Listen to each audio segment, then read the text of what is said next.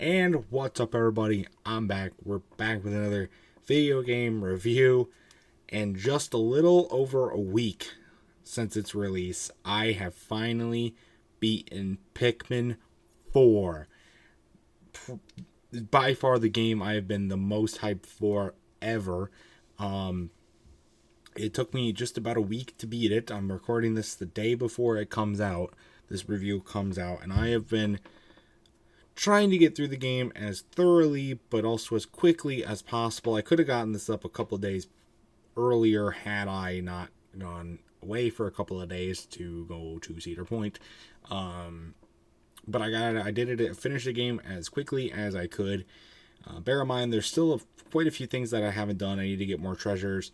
I need to do more night missions. I need to get the rock onion. I got all the other ones but that one. So I did all the Olimar missions and stuff, but there's a lot I have to do.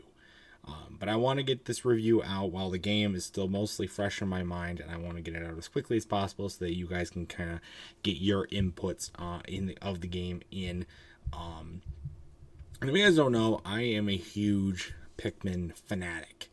About a little over 10 years ago, which is crazy, I first played Pikmin 3 on the Wii U. And it blew my mind. It became my favorite game of all time. I've beat it 1,000 times over. I have beat it in Deluxe. I've done Deluxe stuff. I've since also gone back and played the first two games, which I don't think were as great as 3, but were good experiences on their own. And when this game was announced to come out, which would have been quite a while ago now, a few months ago, I was ecstatic. I was ready to play this game. Waited. About a month ago, we got the demo for the game back in late June, and that was pretty exciting to be able to. I was at LikunMiffery's house when the demo released. It released at 9 p.m. Eastern time for some reason, and we were over there and we played it, and it was incredible to play the game. And then I bought it, pre-ordered it, and got it. I pre-ordered off of GameStop, and I was supposed to get a 7-piece pin set as a pre-order bonus. And then that never came. I was supposed to go to my local GameStop and pick it up, and they didn't have anything, so that sucks. I mean, it didn't cost anything more to get it, but it was still a little annoying that it didn't come out. It didn't cost me anything more to pre-order it, though, if I was just going to buy it in the store, because I got free shipping, so that was fine. But that kind of sucked. But anyways, this is probably going to be the longest game review that I've ever done. Already 3 minutes in, and I haven't even started reviewing it, because I love this game, and I'm going to talk all about it, and you guys are just going to have to listen. You don't have to listen, though. You can click off the video, but I would recommend not doing that. So let's just jump right into the review, shall we? Now, first off, where the game excels the most, in my opinion, is the story. One of the places that excels really is the story. Can't say that's where it mostly excels, but that's, in my opinion, where it really excels. Because it's told in a completely different timeline than the first 3 Pikmin games. It's told in the timeline of the bad ending of Pikmin 1. The bad ending of Pikmin 1, if you don't know, Olimar runs out of time, doesn't get all the ship parts, tries to fly away, crashes back down because he can't fly away. The Pikmin pick him up and put him into the onion, and he turns into a leafling. And that's where we're left off with Pikmin 1. This is after that happens. We also get a really good backstory. When you rescue Olimar, you can do the backstory piece. That is really, really cool. You can do more and stuff with the cave battles, and that's how you unlock the white onion and the purple Pikmin onion, which we've never seen before. I'll get to those a little bit later. But it's that, and there's a lot of cool Easter eggs to both Pikmin 2, of course we get Louie, and Pikmin 3 with the Copites and everything that we get there. Story is excellent. The story in the first 3 games, while good, was simple, and it wasn't super it wasn't super gravitating. It wasn't anything special. This is where it really gets good story wise, though, because you get all these twists and turns. The story with the leaflings, the dog turning into a leafling as well, and stuff with the dog. We'll get to the dog later. I mean, there's the whole backstory thing, and there's the all these different like storylines that come together. It's just so good, and it is incredible to witness and experience while playing the game. It's done phenomenally, so that's really, really good. But we were also thinking, what are some new additions to the game? We'll talk about first the new characters. They're pretty cool. They're nothing. It's nothing great, but it's definitely not. I mean, they're all right. It's what you expect from Pikmin. And we get the Olimar, we get Louie back, but all new ones otherwise. With some tops back to Copites. I was kind of hoping we get to see Alf, Brittany, and Charlie back. But seeing that it takes place in a different timeline than Pikmin 3, I can see why we don't get them back. But, oh well. But what other new things that we get? We get a dog, Ochi. We also get another dog, Moss. That's Olimar's dog, and later Louie's dog. And then later on our side, dog. They add a whole new thing to the game, because now it's no longer Pikmin 2 and Pikmin 3 were about like the co-op stuff, right? Pikmin 2 you had Louie and Olimar working together, and then Pikmin 3 you had the crew, and you could throw the crew and with the 3 of them, and you could work that. They take that away, but they replace another crewmate with a dog, and there's so many things that you can do with Ochi that really help out with the game. You could swim across water. You can break stuff with the ram attack. You can knock stuff down from high enough ledges. You can buff the dog up to be stronger than 100 Pikmin and just absolutely demolish enemies. It can carry stuff. It can do all sorts of awesome things.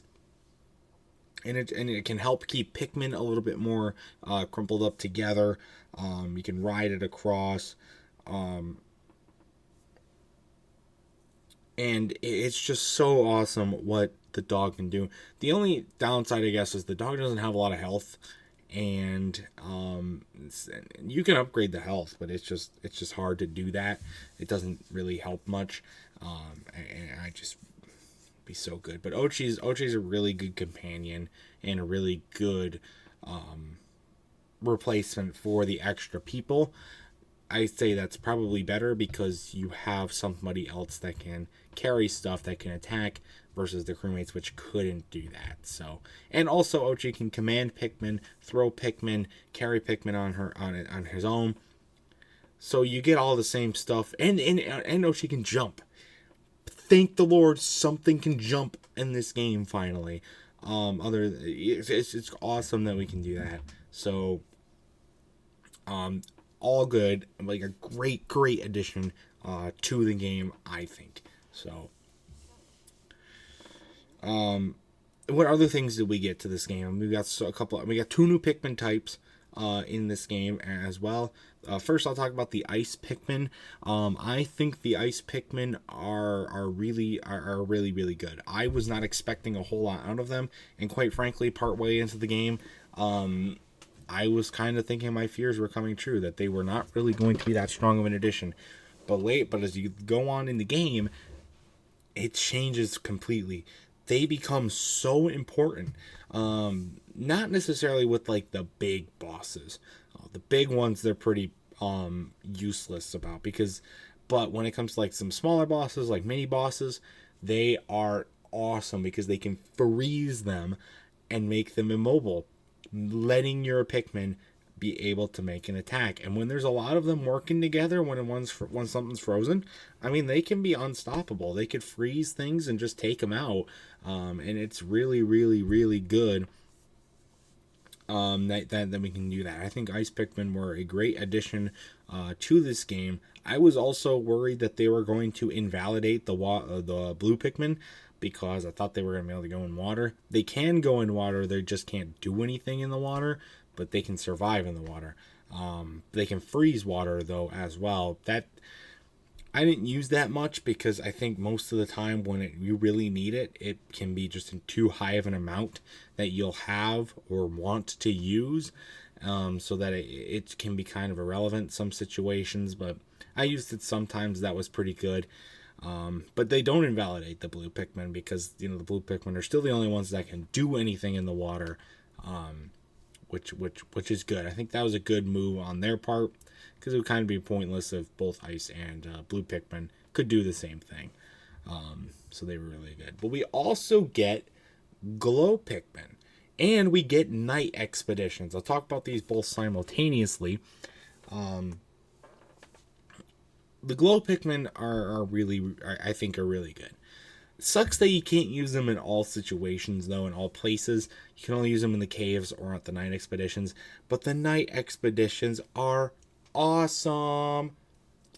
They are incredibly good. It's so cool. The night expeditions really are. Though I was honestly surprised they weren't as expedition-y as I thought they were going to be. The night expeditions, really what they are is you build up your glow Pikmin supply and use them alongside with Ochi and you to defend the mound that helps reproduce the glow Pikmin. And you have to do that, and the night is shorter than the daytime. I thought it would be more we go out and explore at night and maybe get into some other areas. Turned out that wasn't the case, but I think it's still done pretty well, because you can go and explore a lot, because you can just set Ochi to guard the area, and if he's strong enough, he can pretty much wreck house on almost anything. And so you can take the other glow Pikmin and go out and explore, and you can build up your supply, and then you can, when you do that, you can then get some glow Pikmin to use in the caves and stuff, which can prove pretty helpful if you're low on the other types of Pikmin. Plus, they have a really cool stun ability to stun enemies and make them really, really useful. Just kind of like the ice Pikmin do, just they don't freeze them. It's more of a stun thing. And that's really, really effective in more high combat situations, especially with the big stuff. We'll get to the enemies in a minute, but there was definitely some adaptations made to help with not making these Pikmin too OP. But I think it was done really, really well. So both the glow Pikmin and the ice Pikmin, I think in my opinion, were done well. But to combat these new Pikmin, we've got new enemies. There's quite a few enemies that we have to deal with. There's the other dog, Moss, that you fight. Moss is okay. Moss is pretty freaking annoying, I'll be honest with you, but otherwise she's fine. You get most of the normal enemies are back from, Pikmin 2, Pikmin 3, whatever. We get a lot of collaborations. I mean, there's some, most of the enemies I think are fine. The really, really big, blowhogs, or the really, really, really big bulborbs are just a pain in the ass, because they act just like the regular ones, but they throw things super far, or they stomp on everything in sight. You got some that can roar and scare the hell out of the Pikmin, and they can run off cliffs, or run into the water, or run into fire, or run into electricity currents, or run into something where they shouldn't be running at all. And there's some others that are just astronomically stupid. Some that just, you have to literally walk over them, so that they have to jump out of the ground and knock your Pikmin all over the place. That's the way you can trigger them to battle. Those are pretty annoying. And then you get some other adaptations of ones we've already gotten. We had the fire blowhogs, now we have water ones, and we have ice ones. So that's really cool. You get them in all the different sizes. The bulborbs have more. They have poisonous bulborbs. You've got the bulborb slug thing that comes up in the caves. You see it twice in the game. It is a pain in the ass. Probably the worst enemy in the game, in my opinion.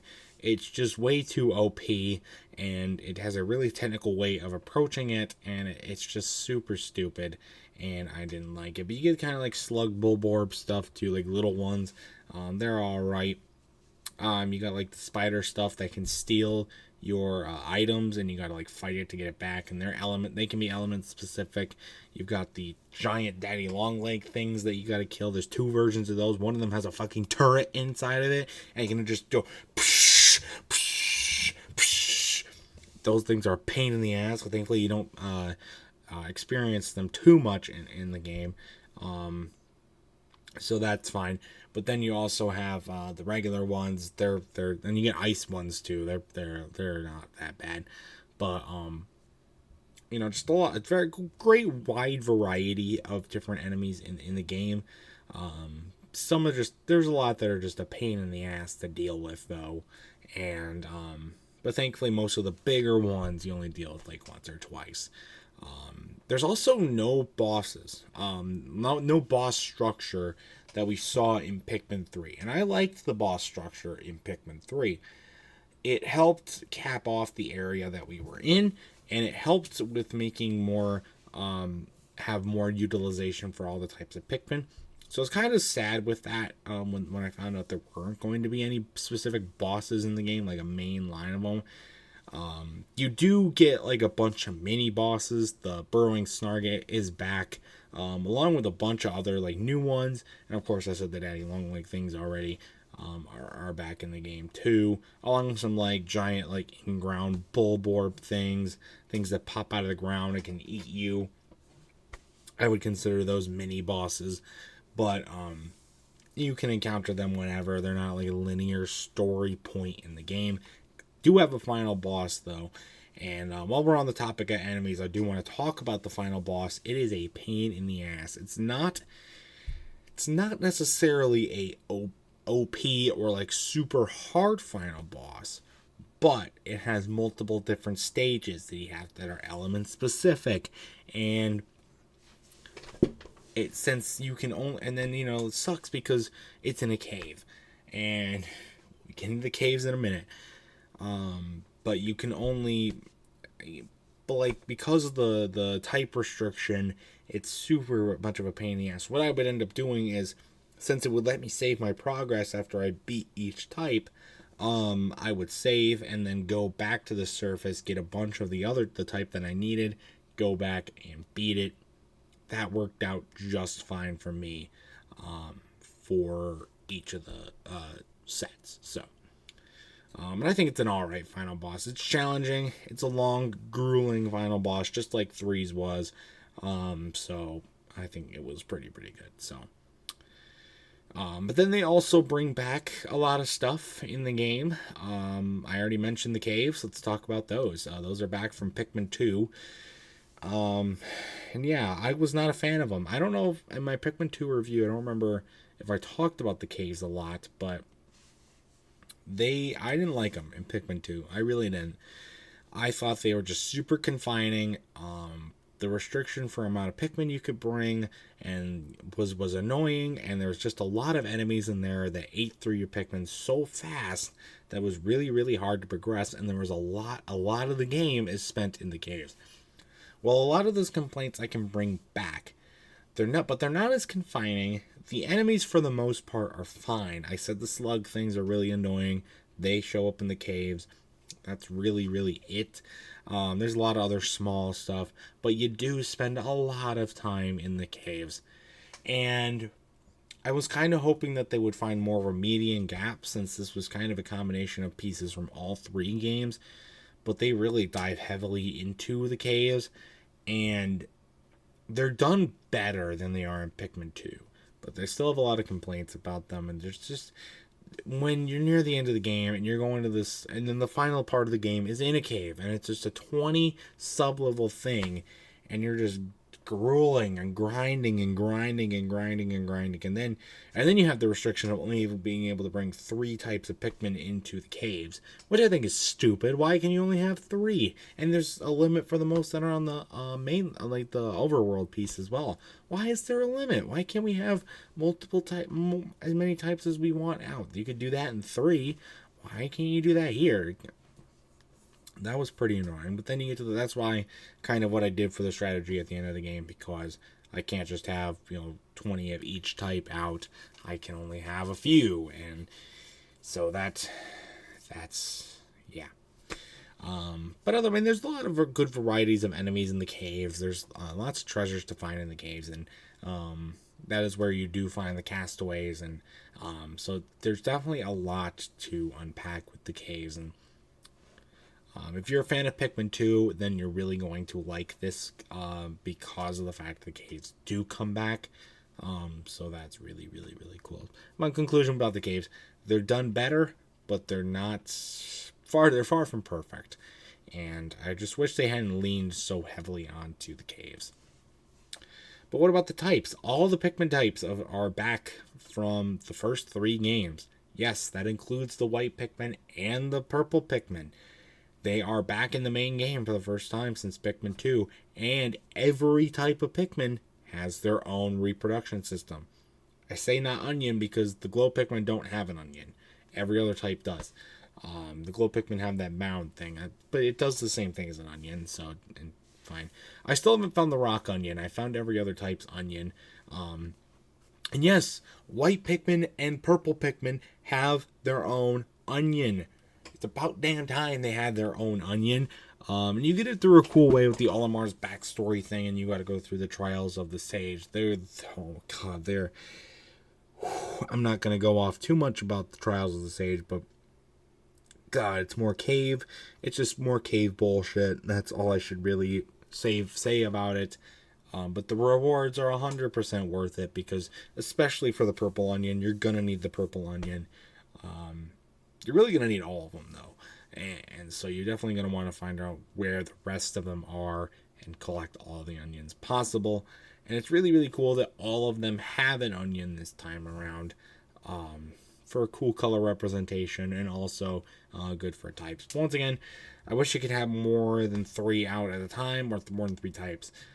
That kind of sucks. I wish you could do more with that. But it's really, really cool that they're all brought back into the game.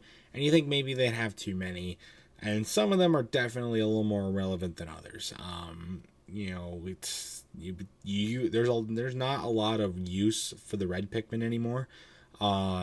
They kind of start to fall by the wayside, because there wasn't a lot of areas.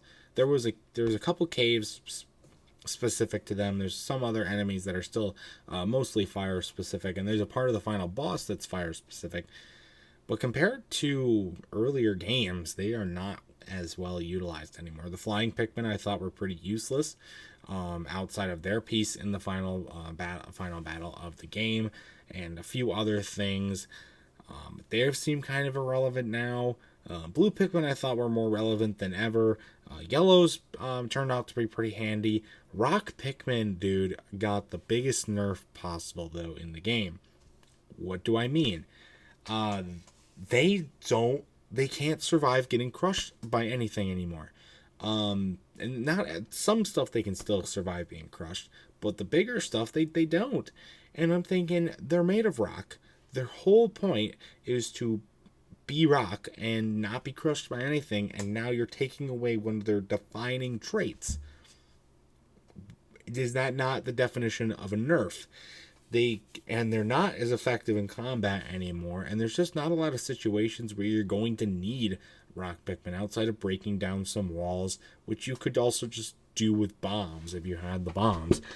And so that, is not great, but they're still useful in some situations, and but it's just kind of sucks. They were pretty cool in Pikmin 3, and I guess bringing the purple Pikmin back kind of made them irrelevant, and I think maybe the developers were a little worried about that.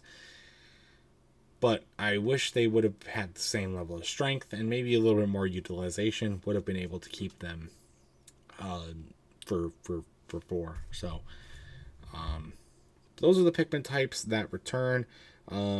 There's also no time limit now. Like, we can just explore for however long we want. There's absolutely zero limit for what we can do. I think 2 had that as well, but 1, you had a specific time limit that you had to do, like 20 something days, and then in 3 you had to always have enough juice, but otherwise you could explore.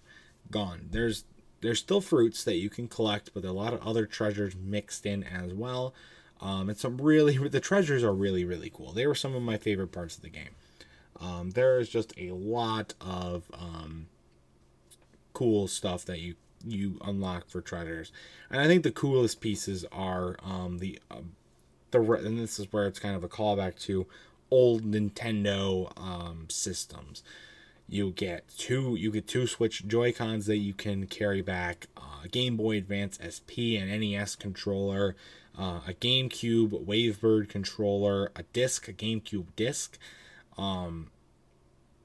I think you get, I don't remember the other ones off the top of my head, but that's just super cool because it's kind of a callback to 2 when they had the branded stuff, and now that was kind of gone in the remake of Pikmin 2. I think they're kind of tying that back, and it's just super cool to collect stuff that you would see in real life, and they're done really, really well. But a lot of the other treasures are cool too. We get a lot of gambling stuff, dice, cards, some other like cool coins, gold makes a return, so that's really, really cool. A lot of cool treasures to collect. Again, I haven't gotten them all, but I have gotten a good amount of them, and there's a lot of cool places that they hide and cool things that they do, so that's really, really cool. Another big piece of this game is the battling. It's called Dandori battles. And I gotta say, these will become annoying pretty fast, but they're done pretty well. The Dandori battles, there's a lot of them. And I'm not just talking about like side story or just like battling mode time. There's a lot of this you have to do in the main story of the game. Dandori is a big piece of this game, and it's really, really good and it's really, really cool. It's a lot of fun to do, but it can be pretty stressful, especially the ones where you're just having to collect the amount of things in a certain amount of time. The Trial of the Sage is where this really, really, really picks up, but there's a lot of others too. You battle Louis, you battle Leafling Olimar. I mean, there's just so much Dandori battles that you gotta do. But I think it helps that you get a lot of experience for this, so that people feel more wanting to do Dandori battles just when they're done with the game, or not wanting to do the story. So that creates a little bit better. It's done a lot similar to the bingo battles and the missions in Pikmin 3 Deluxe, and I think they're done a lot better.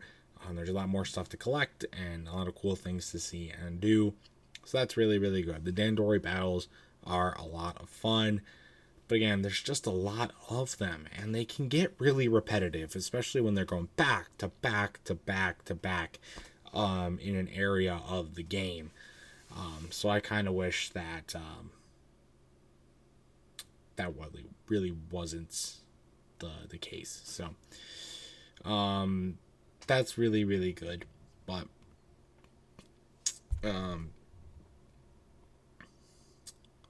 first off, I mean, but also you get a lot of other cool stuff in the game that you can do. There's and of course, talking about the other items in the game, I mean, there's a lot of funny names that return as well, and stuff like that. Some other cool stuff that they reincorporate into this game.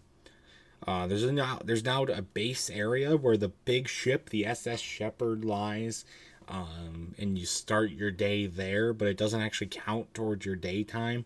You can go around there as long as you want, and you can practice battles. You can talk to rescued castaways. You can Sorry. It's a little late at night, but I'm doing this for you. Also, you can train Ochi, and you can do a bunch of other stuff while there. And I think that's cool to do. And then there's, the stuff that you bring back. So that's done really, really well. That's cool. So that's really, really awesome as well. So, and then with the other new characters, you can do like a dialogue choice option and get different dialogue reads and stuff like that, which is cool. Also, you get to get your own custom character. How did I forget to talk about this? You get your own custom character customization thing. You don't have to play as a specific crewmate. You can just make your own, and that's super cool. Something that I think was kind of lost on some of the previous games. That would have been cool to have, but this one, they made it and they did it, and it was really, really, really, really good. Also, another thing is the limit of Pikmin. It was 100 in the last game, and that was like the set limit right from the get-go. This game, you start off with only a minimum of 20, or a maximum of 20, but you can get Farlick, which makes it grow by 10 every time you get one, and then you can get up to 100. I don't really know how to feel about that. I mean, it's fine, I guess. It's not horrible. It's, you find it pretty quickly, and, they make it acclimate to you find Farlick. Okay, now there's stuff for more Pikmin here. So they kind of do that, and it's pretty good. But I don't know, it seems kind of pointless a little bit to do that. Another thing is the co-op. There's a co-op mode, and in Pikmin 3 Deluxe, you can do 2-player, and you can play the whole story 2-player, and I think that was done really, really, really, really well. So I was hoping that they would maybe bring that back for 4, but they didn't. There's co-op. It's very, very disappointing. The one player does pretty much everything, while the second one just sits there and shoots rocks or pebbles or stuff at enemies. And I don't know. At that point, just don't have a co-op. Just don't have a co-op mode. Just get rid of it at that point. It makes no sense why you would make it that minimal and still put it in the game. It's just, why? There's also some really good stuff with gathering Pikmin, that I think some cool upgrades that they've made. When the Pikmin finish taking piles of stuff, like the raw materials, there's raw materials in the game now, and they can be used to build like bridges and stuff, which I think is really, really cool. It's kind of replacing the puzzle pieces that we saw in Pikmin 3, but still done pretty well. I think it's an upgrade. In my opinion, it's an upgrade, because now we can climb up walls as well, and there's like little ramps we can build along with like bridges. So I think that's done really, really well. But you also have where if Pikmin collect a bunch of stuff, once they're done, they go back to the onion. They don't stay where the pile was. That is great. It's great for keeping Pikmin rounded up, and it's great. You don't have to run around and collect them. Also, the grapes. There are grapes again, but they don't take them individually now. They take them one full thing at a time, and I don't... Kind of sucks. I mean, I understand why they did that, probably, but I kind of wish they'd brought that back. It would have been good, and they didn't. But oh well.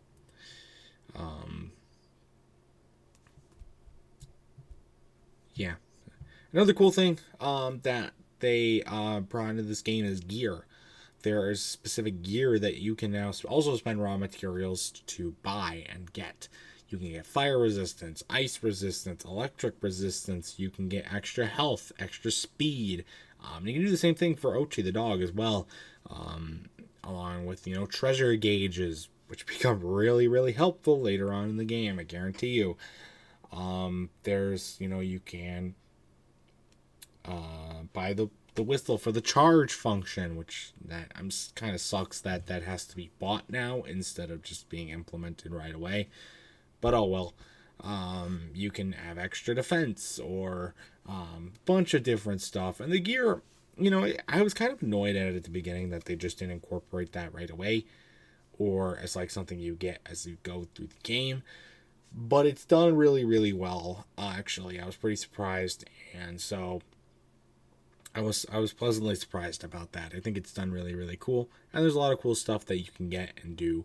And it makes more of an incentive to collect more raw materials as well. So,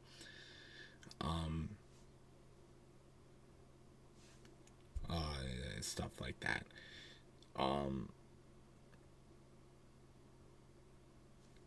And another thing about this game that is different from the first two is how big it is. This game is massive. You know, Pikmin 1, pretty small. Pikmin 2, larger, but not super large. Pikmin 3, again, larger, but, you know, still pretty doable within a few hours of gameplay if you know what you're doing. This game is massive. It took me 31 hours to beat the main story, and I missed a bunch of stuff. I gotta go back and do a bunch of that, but it's so cool what there is to do in this game. I mean, there are so many areas to explore. I think there's 6 or 7 in total to do. All of the caves as well. By the way, with the caves, it's nice that you can go into a cave and explore and come back out and barely any time in the day has passed. That was done really, really well. Thank you for that. But also, there's just so much to explore. Some of these areas, especially later in the game, are just absolutely massive. And, you know, when you get Olimar back and cure him, you think it's over, right? Nope, it's not. Ochi is turned into a leafling, and you gotta cure him. So then you gotta do the other 3 areas in the game. That is so cool that it just keeps expanding on itself and growing into a much more defined game. It's done excellently. I think it's really, really cool.